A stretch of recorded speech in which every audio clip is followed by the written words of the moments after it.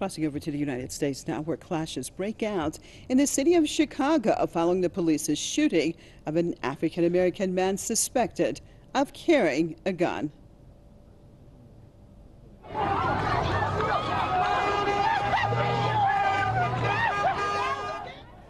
Violent protests happened on Saturday in Chicago's predominantly black South Side neighborhood. A crowd of about 150 residents shouted murderers and obscenities while throwing objects at police near the site of the incident. Officers armed with batons squared off with protesters, with punches being thrown on both sides. Officials say the protests were triggered by rumors that the man was unarmed.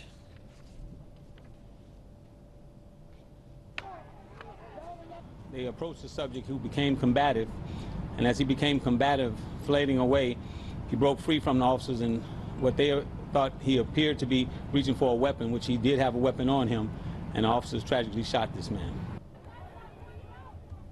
Officials also reported 3 or 4 minor injuries, as well as several arrests. Questions of police accountability and the use of force have dominated public discourse in the United States for years.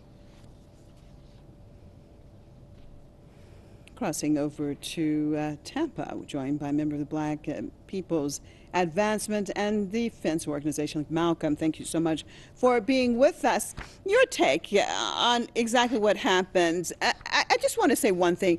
It is quite interesting that whenever this happens and at the press conference, there's usually either a black police chief, black police officer, black spokesman, usually talking to the public about this situation. Your take on all of this and the role that these individuals play in all of this.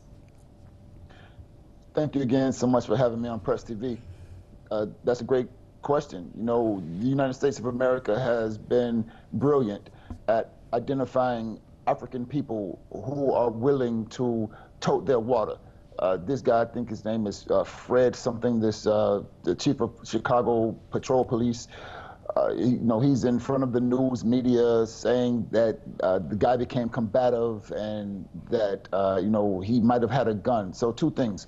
One, nobody knows whether he was combative or not. It's just the word of the police, and they are known. The police in the United States of America are known for fabricating stories when it comes to covering up their dirty work. The other thing, as far as I know, it is legal to own a firearm in Chicago, and it is also legal to carry a concealed firearm in Chicago. There's no evidence that they knew that this person whom they shot did not lawfully carry a concealed firearm. So, there's just a lot of mumbo jumbo. But isn't that, I mean, let's be honest, isn't that law carried out very differently depending on the color of your skin? We've seen white individuals walking down the street with even automatic weapons and nothing happening to them. And of course, we've seen black kids inside of a Walmart wanting to buy a gun, an air gun, and basically being killed. So doesn't that say that there's just basically different rules in the United States for blacks and whites?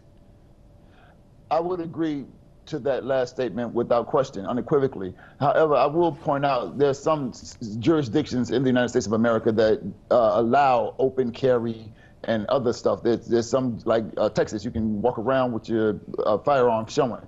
In New York, you pretty much can't have a pistol. So, there are different laws in different jurisdictions. So I don't want to conflate things. What I'm saying, though, specifically is this person that the police shot in Chicago was shot for no lawful reason. Having and possessing a gun in Chicago in that jurisdiction is lawful. Unless they had some reason, unless they knew or had some reason to know that he didn't lawfully possess a gun, he wasn't breaking any laws or breaking any rules. So I'm talking about this thing specifically. And again, I want to make sure that we don't just brush over this idea that we have African people. I mean, from Barack Obama all the way down to this patrol chief in Chicago who represent white America all the time. So it's not just about, you know, whether these people are black or not. It's not the question. It's about if you're loyal to the oppressed people or if you're loyal to the oppressed nation.